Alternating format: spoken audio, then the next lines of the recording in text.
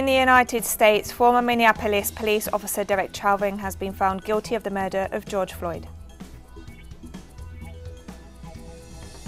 Argentina will be the first country in Latin America to produce the Russian Sputnik V vaccine against the novel coronavirus. The president of Chad, Idriss Déby, has died from wounds inflicted in combat by fighters of the Rebel Front for Change in Concord last week. From the headquarters of teleSUR English in Havana, Cuba, this is From the South, and I'm Katrina Goss. We begin in the United States, where former Minneapolis police officer Dereck Chauvin has been found guilty of the murder of George Floyd. The verdict was announced after some 10 hours of deliberations by jurors, following the closing arguments of the prosecution and defense on Monday. Chauvin was remanded in custody and his bail was revoked following the verdict, in which he was found guilty of all three charges: unintentional second-degree murder, third-degree murder and second-degree manslaughter. Crowds gathered outside the Hennepin County Courthouse where the trial took place as they awaited the verdict, as well as outside Cup Foods, the store outside of which Dereck Chauvin kneeled on Floyd's neck for over 9 minutes, a killing which was caught on bystander footage and sparked massive protests both in the United States and across the world against police brutality and systemic racism.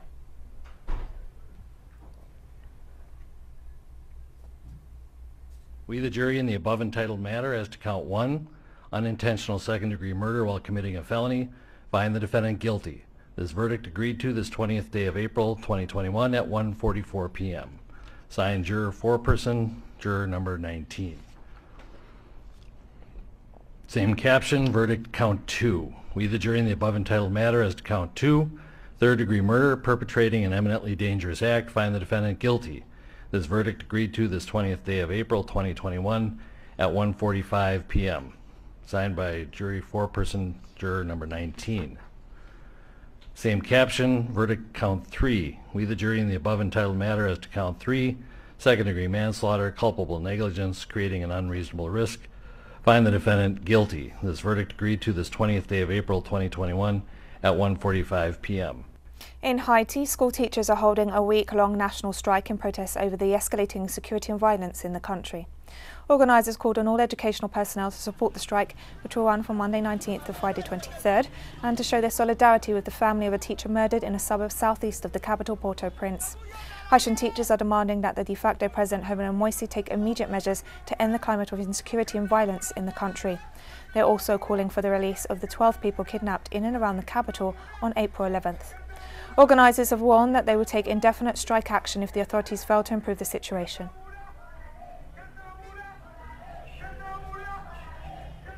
Cuban President Miguel Díaz-Canel, the new first secretary of the Communist Party of Cuba, closed the organization's 8th Congress on Monday, referring to the impact of the 60-year-long United States blockade on the island's economy and the party's resolve to never give up.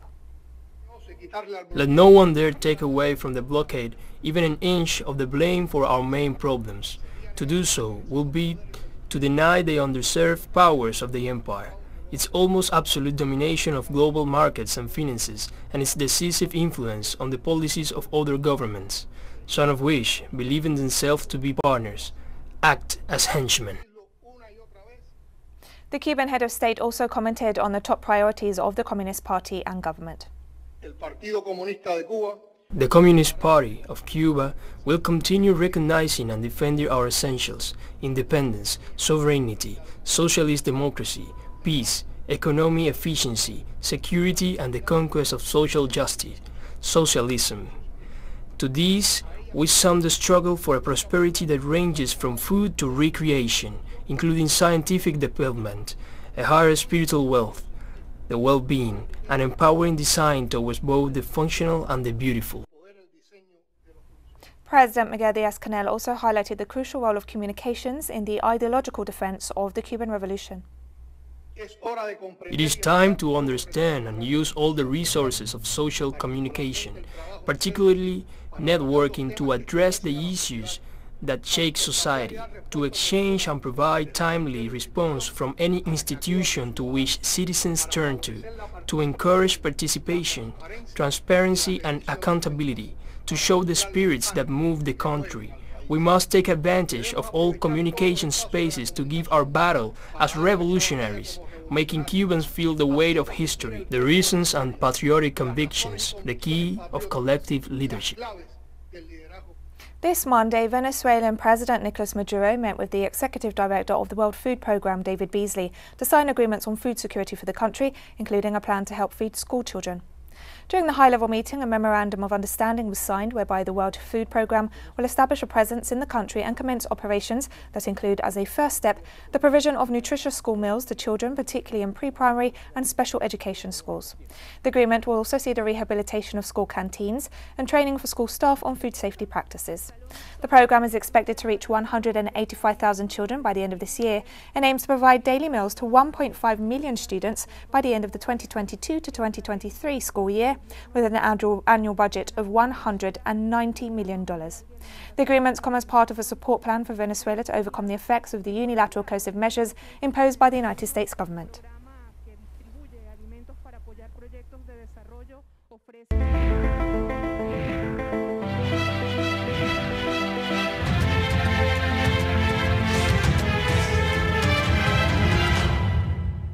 Nearly 20,000 people have been directly affected by the eruptions of La Soufre volcano in St. Vincent and the Grenadines. The west side of the island of St. Vincent, considered a red zone, is completely covered by ash after the explosive eruptions of the volcano. The volcanic activity has forced some 16,000 residents to evacuate their homes, with cruise ships taking them to safer parts of the country. However, some citizens didn't leave their homes despite living in a red zone, as designated by the National Emergency Management Office. Is that you don't know when it will explode, but we do not really focus on when it will act up. We try as best as is possible to live with it, understanding that any time it can erupt, but we sleep well at nights. We go to sleep and we try as much as is possible to relax, even though it is, it could be a distressing situation. It could be unsettling. And how about the water? How's the water? There is no water since last Wednesday in the pipes, but someone came yesterday and dropped off some bottled waters as well. And we thank you very much for doing the same. How I feel about it is the only thing that every now and then it goes up. You know, when you think it's gone, then it comes up. Mm-hmm. Yeah, it explodes. And we'll be right back after this very short break, so don't go away.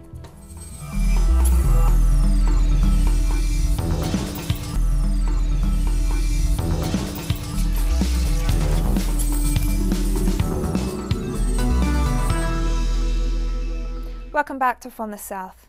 Argentina will be the first country in Latin America to produce the Russian Sputnik V vaccine against the novel coronavirus. Full production of the drug is expected to begin in June. According to the Russian Fund for Direct Investment, the first batch of vaccines will be sent to the Gamaleya Research Institute in Russia for quality control. After approval that they meet the requirements, Argentina will be able to export the doses to other countries in South and Central America. Argentina was the first Latin American country to authorise the use of Sputnik V and began vaccinations with the shots on December 29th. President Alberto Fernandez has highlighted that the Russian vaccine has shown excellent results and stressed that its production in Argentina represents a great opportunity in the fight against the pandemic, not only in his own country but for the entire region. The Peruvian government renewed coronavirus restrictions in the capital Lima on Monday after the country reached a new record for COVID-19 deaths registered in a single day. On Sunday, health authorities registered 433 COVID-19 related deaths, the third time this month that Peru has reported a record daily death toll. While hospitals, cemeteries and crematoriums are operating at full capacity, a top medical expert described the government's strategy as a health disaster. The country has relied on several vaccine developers, and President Francisco Sagasti said on Sunday his administration was currently negotiating with suppliers for more doses.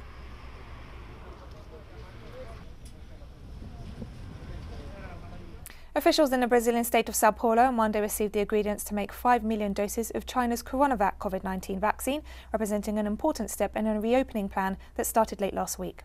The development came after more than a month of restrictions aimed at slowing the spread of the virus. On receiving the vaccine supply, Sao Paulo Governor João Doria said the reopening was a scientific decision based on scientific guidance instead of a political one.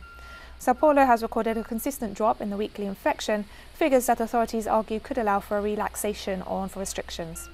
Over 88,000 residents have died in Sao Paulo state since the pandemic began over a year ago, and authorities have only managed to vaccinate a little over 4% of its residents.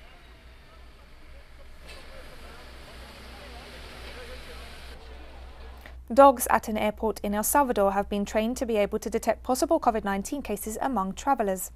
The training, which began on March 8th and will end on April 29th, takes place at the second Salvadoran area base adjacent to the Oscar Arnolfo Romero International Airport. The Archon method, patented by Spanish firefighter Jaime Parejo in 1994, seeks to optimise the dog's autonomy with respect to its guide, to rescue and save people under rubble, and now to detect diseases. 5 samples were placed in a room, each containing an absorbent cloth, but only one containing the sweat of a person with the coronavirus. The disease has an odour that humans cannot smell, but these dogs can. This Tuesday, Cuba reported a new daily record for COVID-19 cases at 1,183. The country has seen a surge in cases since December, despite the restrictions that remain in place to help curb the spread of the virus. At the same time, progress is being made in the clinical trials of the 5 COVID-19 vaccine candidates developed in the country, 2 of which, Soberana 02 and Abdallah, are in the final stage of phase 3 trials, having been administered to tens of thousands of Cubans already. Despite the record figure, the infection rate in the country is still low compared to the rest of the region, and the recovery rate is 94.1%. New record for daily COVID-19 infections and deaths were recorded in India on Tuesday as the capital, New Delhi, entered the first day of a week-long lockdown to prevent the collapse of hospitals. The South Asian country recorded over 1,700 COVID-19 related fatalities in the last 24 hours, bringing the total death toll since the start of the pandemic to over 180,000. The Health Ministry also reported over 259,000 new infections nationwide, representing a 6th day that the figure increased by over 200,000 as the country battles a virulent second wave. The total number of infections registered since the beginning of the pandemic has now surpassed 15.3 million, second only to the United States.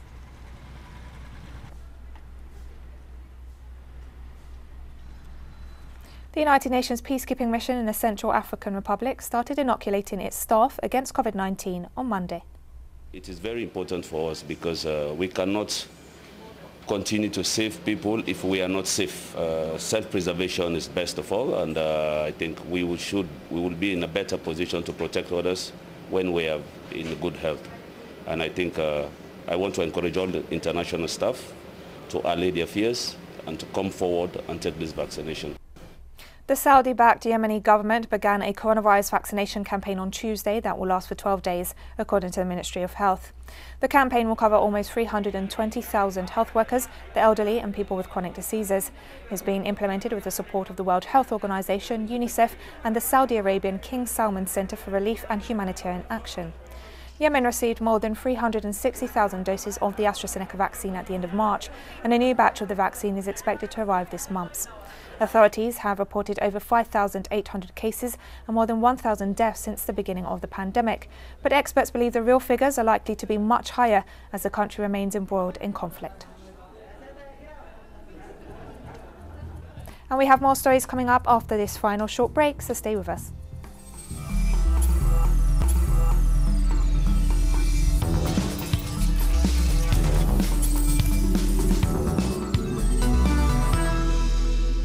Welcome back to From the South. The President of Chad, Idriss Déby, has died from wounds inflicted in combat by fighters of the Rebel Front for Change and Concord last week. An army spokesperson said Déby died defending territorial integrity on the battlefield in northern Chad. According to local media, a transitional military council was established, headed by General Mohamed Idriss Déby, son of the former president. The authorities of the African country have decreed 14 days of national mourning, as well as the closure of land and air borders until further notice. The president's death occurred just one day after the Chadian Electoral Commission confirmed his victory in the elections held on April 11th, in which he secured a 6th term with almost 80% of the vote. Faithful to the oath made to the nation and the Chadian people, the Marshal of Chad, President of the Republic, Head of the State, Supreme Commander of the Armed Forces, Idriss Déby Itno, has just breathed his last defending the sovereign nation on the battlefield. It is with deep bitterness that we announce to the Chadian people the death this Tuesday, April 20, 2021, of Chadian Marshal Idriss Déby Itno as a result of his injury on the front line. Presidential elections were held in Chad on April 11th. Incumbent Idriss Déby obtained almost 80% of the vote. Sectors of the opposition had called for a boycott of the entire electoral process, denouncing repression and the elimination of other candidacies. Meanwhile, the army reported that defence and security forces faced attacks from rebels in the province of Kanem in the north of the country, while the president of the African Union Commission, Moussa Faki Mahamat, denounced attacks against Chad by armed groups arriving from abroad. The African Commission described the attacks as an unacceptable undermining of constitutional order and stability at a time when the country had participated in a peaceful presidential vote.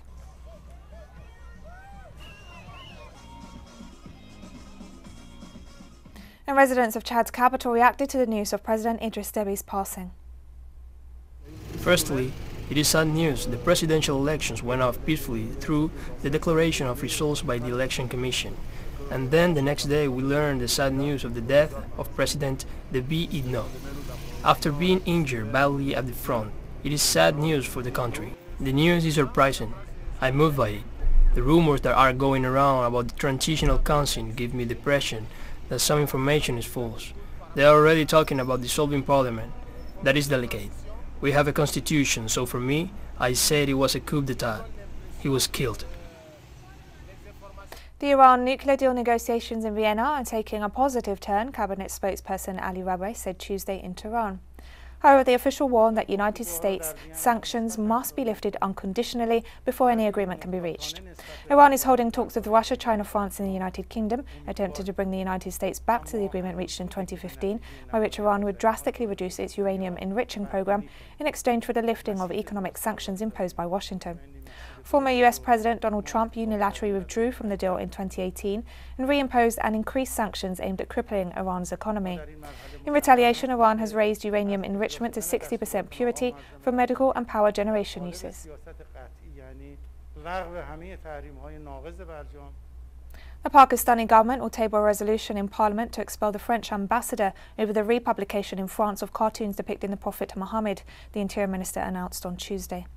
The French satirical magazine Charlie Hebdo republished the cartoons to mark the start of a trial over a deadly attack on its offices in 2015, which came in response to the original publication of the images.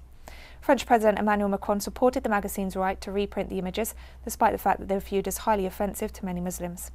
The ambassador's expulsion is the main demand of massive protests organised by the I Am Present Pakistan movement, a radical Islamic party recently banned by the Pakistani government. At least 4 people were killed and 800 injured in clashes with security forces over the past 9 days.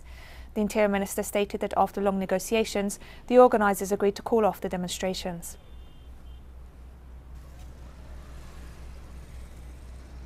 Typhoon Serge made a close approach to the eastern Philippines on Monday, killing 1 person and triggering the evacuation of 100,000. Strong winds and high waves lashed the country as the strongest typhoon ever recorded in April barreled past in the Pacific Ocean.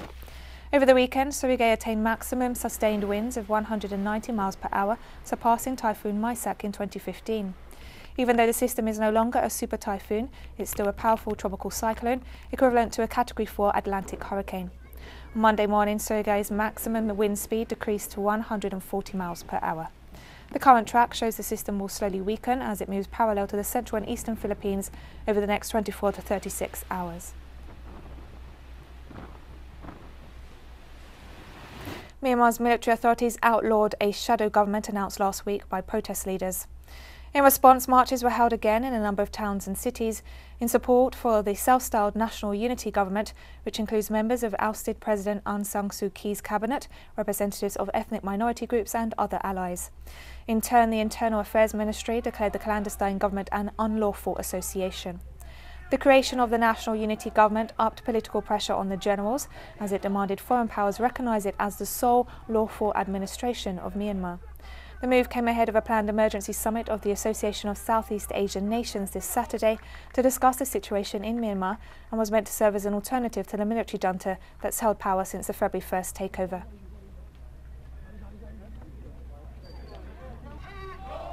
Greece has vowed to expand military cooperation with traditional NATO allies as well as Middle Eastern powers in a race to modernise its armed forces.